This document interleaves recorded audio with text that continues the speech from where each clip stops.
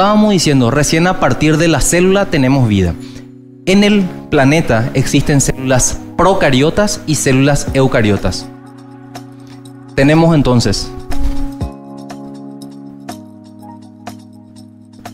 células procariotas y células eucariotas. Las células procariotas son las células que no presentan envoltura nuclear bien definida.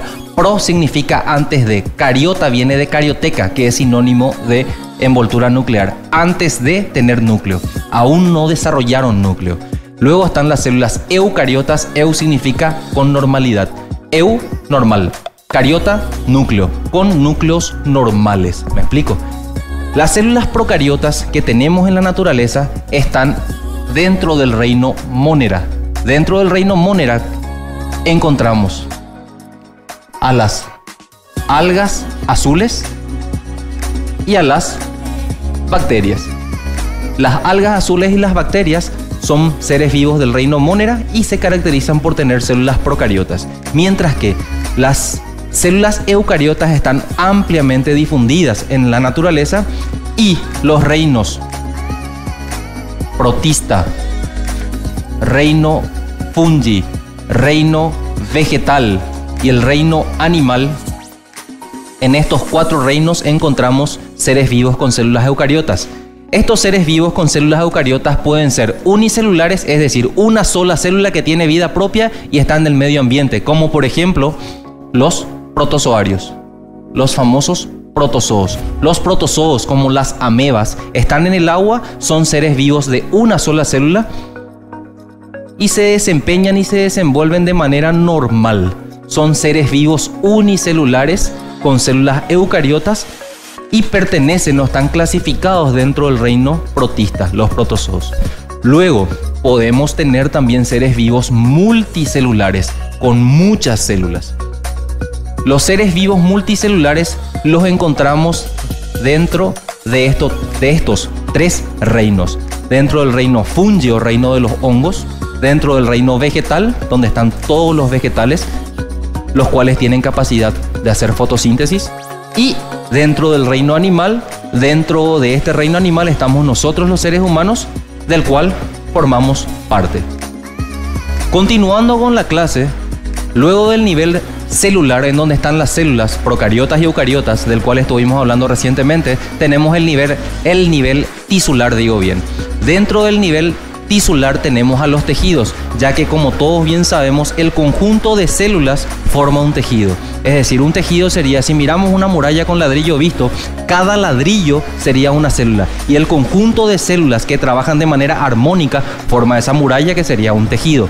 Los 4 tejidos básicos del cuerpo humano son el tejido muscular, el tejido nervioso, el tejido epitelial y el tejido conjuntivo. Estos son los 4 tejidos básicos del cuerpo humano.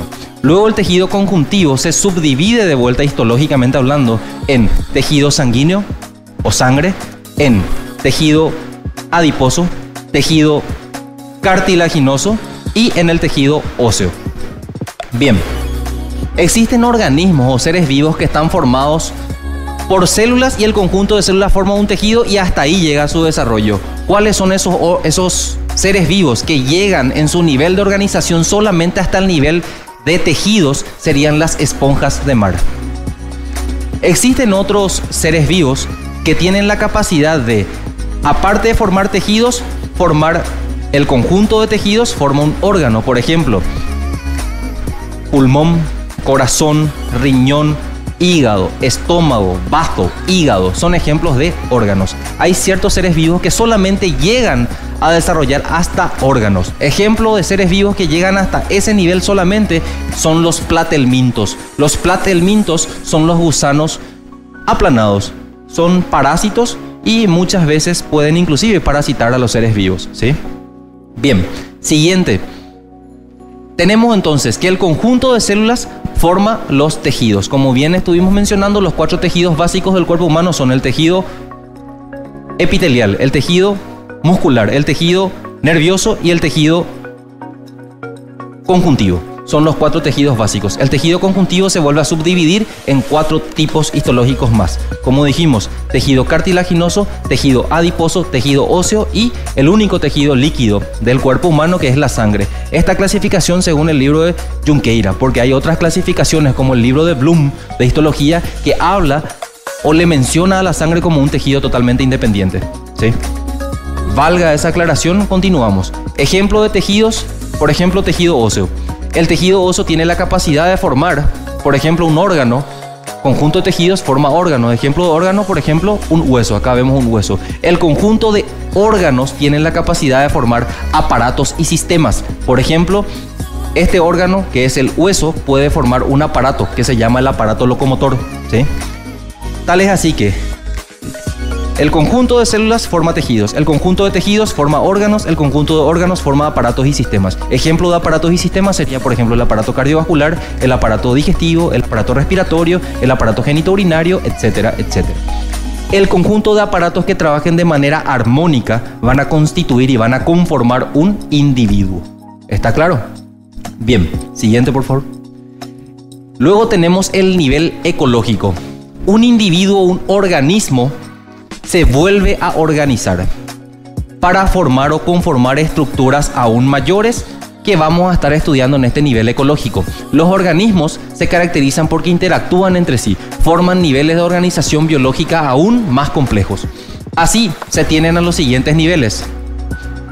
Individuo, que es la estructura que formamos a partir del trabajo armónico y articulado del conjunto de aparatos y sistemas. Bien. Un individuo es un organismo indivisible de una especie que realiza todas las funciones vitales. El conjunto de individuos con las mismas características capaces de reproducirse entre sí constituye lo que denominamos especie. Grupo de organismos con estructura, funcionamiento y comportamientos similares que se aparean solo entre ellos, dando como resultado descendencia individuos fértiles. Siguiente. El conjunto de individuos forma lo que se conoce con el nombre de población. En el video anterior hubo una pequeña confusión, ¿sí? Conjunto de individuos forma una población. Conjunto de poblaciones forma una comunidad. ¿Está claro?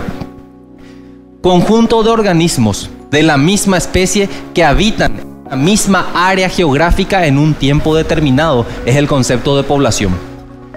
Mientras que el conjunto de poblaciones de organismos que viven en una región determinada y que interactúan entre sí es el concepto de comunidad. Entonces, individuo, conjunto de individuos, población, conjunto de poblaciones, comunidad.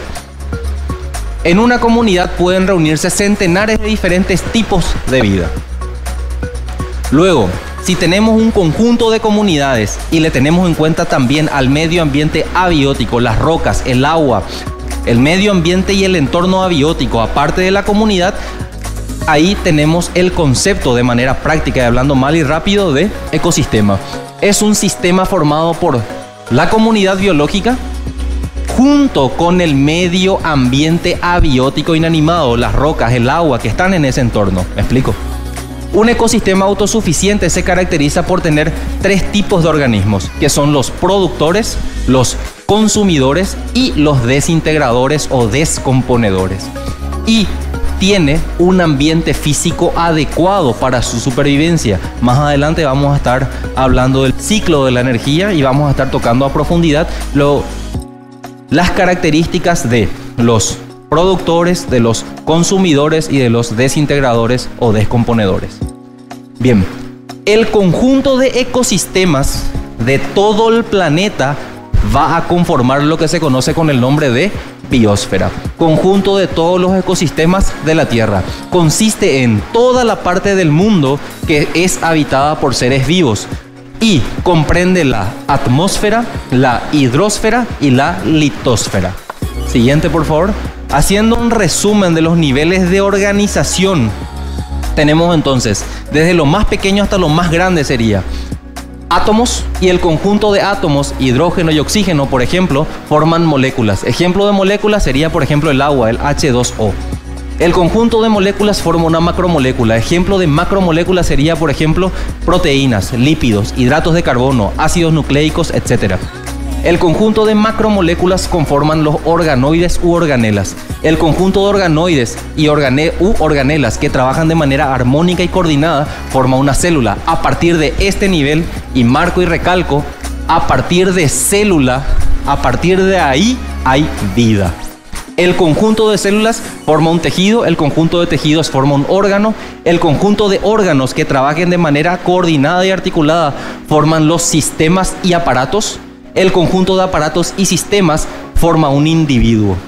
El conjunto de individuos que tengan las mismas características y que se agrupen en una misma zona geográfica en un tiempo determinado constituyen una población biológica. El conjunto de poblaciones constituye una comunidad. El conjunto de comunidades más el medio ambiente abiótico que les rodea constituye un ecosistema, y el conjunto de todos los ecosistemas del planeta Tierra constituyen la biosfera. Acá tenemos un resumen desde lo más pequeño y submicroscópico hasta lo más grande.